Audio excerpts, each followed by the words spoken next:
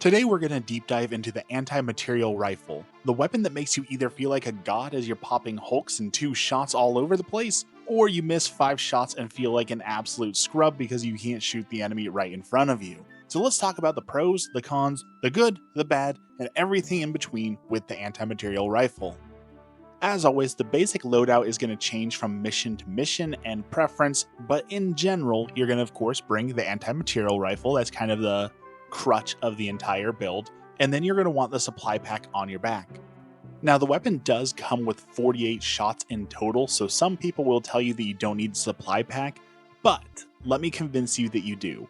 One, with the supply pack, you have near infinite ammo. In addition, you get extra grenades and extra stims, and the ability to support your allies if they so happen to run out of weapons that you need in the moment. Not to mention, 48 rounds does go rather quickly, especially if you're using the weapon as your primary and just taking out absolutely everything with it, which you should. It destroys the bots. It takes down absolutely everything with ease, so why not use it as the primary weapon and just demolish everything? If you don't have the supply pack, you can definitely save it for just hulks or those big monsters, but you might as well take everything out because you're running the sniper rifle. Enjoy it. With the remaining 2 slots, some people say you should now throw the commando in there so you have something for the things that your material rifle can't destroy. However, I am a big fan of bringing the rocket sentry now that it's got those buffs. Which is ironic because in a previous video I did call it useless, and I will own up to that and say that I did find a use for it, which is specifically with this build because you're hanging back far enough, you can toss it down and take out those big enemies from afar, and really solo hard as a sniper with those rocket sentries as a backup.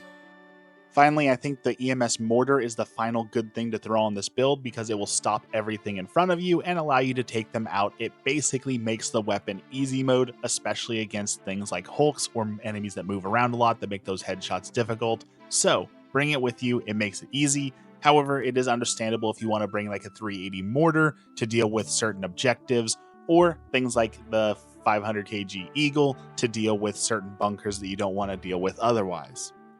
As for armor, really it doesn't matter too much. Some people insist that you should bring peak physique or an armor that gives you stabilization because the weapon does have some sway. That is the downside to the weapon, right? It is a little unwieldy, it's a little hard to use, especially if you can't aim like me. It does make it more difficult, but I prefer the stim armor because I just use stim armor on everything because immortality for like 6 seconds at a time with the backpack where you have unlimited stims feels pretty darn good. So there's not really a necessary armor to make this build work. Okay, why would you run this build? Well, you can clear out camps super fast with this weapon. If you're accurate, if you're an ability to prone down or crouch down and you're not under duress, you can basically clear camps in a matter of seconds. And basically every enemy is a walking pile of scrap that you can take down in 2 or 3 shots, including hulks. I dare say it even takes down gunships faster than regular rockets just because you can line up the shot and take it so many times in a row that it's just like 1 shot, 2 shot, 3 shot, 4 shot, dead. I also super appreciate that the weapon does not have the usual drawbacks you would imagine with a sniper rifle. Like so many games you would have like, oh, it's a 50 caliber bolt action rifle so you can take 1 shot and then you got to reload for 30 seconds and then you can fire again. No, this weapon allows you to fire as fast as you want to pull the trigger. Is that necessary? No. Is that effective? Sometimes if an enemy is up in your face, you can destroy them in a matter of a second. Even though it's supposed to be a long-range weapon, it works in a pinch in short range, which is absolutely excellent. It's also one of the few weapons that has this much destructive capability that doesn't endanger your allies. For example, if your allies are fighting a Hulk and they're losing and they need your support, well, if you fire a rocket or an autocannon in there, there's a good chance you take your ally out with the Hulk, which that's still a win, but it could be better. With this gun, as long as, again, you can aim, you have no risk of hurting your allies with the weapon, which is rare in Helldivers.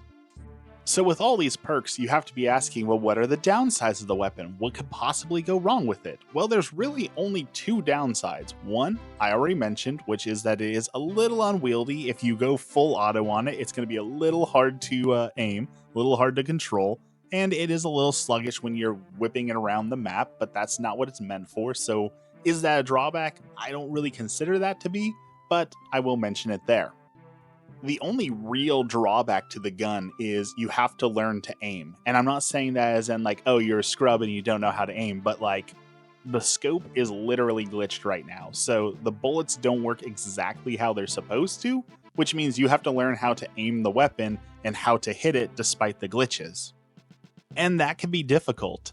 However, even with meh aim at best, as you can see, I've made it through many missions with this gun and had a blast with it, so you don't need to be some sort of super god at sniping, but you do need to take some time to learn how to use the gun and learn its weird little quirks with its broken scope. And when that's the only real bad thing I can say about the weapon is it's got a little bit of a skill curve, you gotta take a little bit of time with it, like 2 missions to really learn how to dial in that scope and use it effectively, that's a powerful weapon.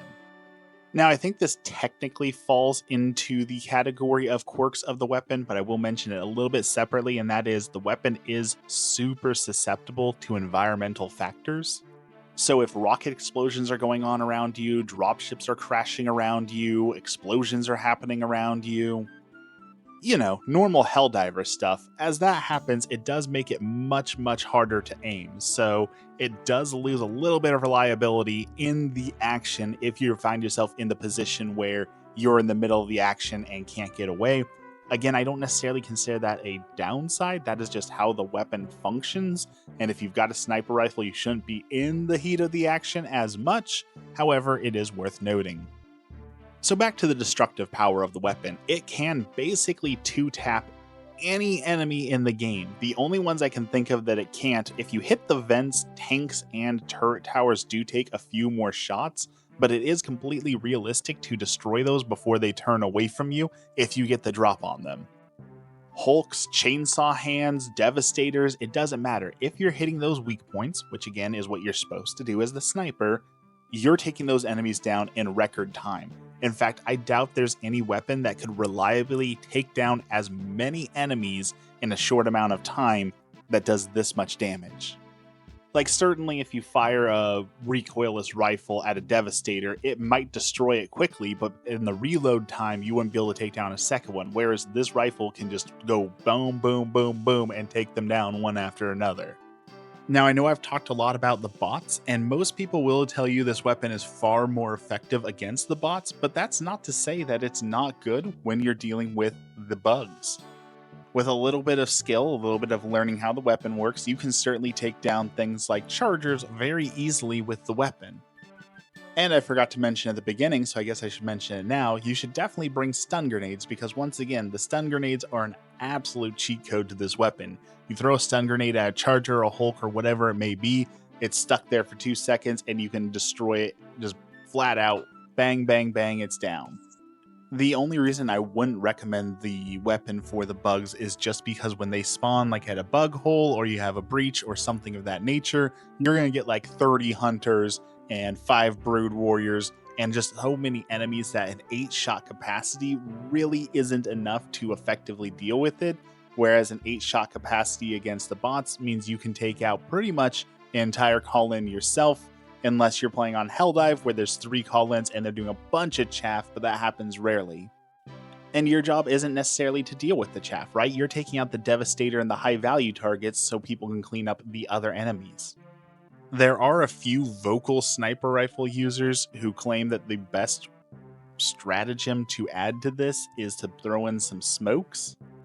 I could not disagree more. In fact, in most of my videos, as you probably know, I call smokes useless, and that's actually going to be the topic of my next video, is exploring whether or not they really are useless, because, well, I called a few different things useless, and the community always comes out and says that I'm wrong, so I go and experiment with it and see, is it truly useless? So that advice exists out there. I don't necessarily believe it, but there are some hardcore rifle users who swear by using smoke grenades with this is the right call. So now we've talked about pros and cons and loadouts, the last thing to talk about is just how do you play with this? What is your play style? And I know the obvious answer is, oh, well, you play like a sniper. You sit in the back, you shoot at enemies as they come to your allies, you're not involved in the action, you're picking off high-value targets. And you can play like that if you want to. There's certainly nothing wrong with that, but there's more flexibility than you would think with this weapon.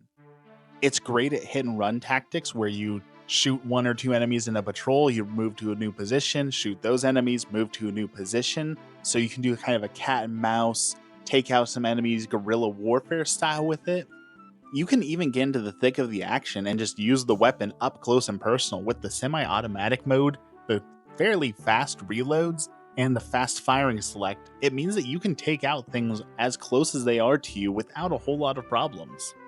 I found myself often just running right up to enemies and taking entire bases rather than picking them up from afar. I just ran right into the thick of it and took them down. It handles so well that there really wasn't an issue, even though they were fairly close to me. Almost like a commando, just kind of in the thick of it, taking down everything. I like to play style where I'm doing everything, where I can take down bases, where I can play support, where I can take on enemy hordes, and this rifle fits into that playstyle if you want it to. So there you have it, the anti-material rifle, the good, the bad, the playstyles, the loadout, everything you need to know about it, and once again, especially, you need to know the scope is broken, so you have to learn how to work around that terrible, terrible scope. If you like this video, I have a bunch of other Helldivers content, so feel free to go check that out. Lots and lots of videos, tips and tricks, and different explanations for loadouts and different missions. If you made it this far, I appreciate you watching. Please like and subscribe, and as always, have a blessed day.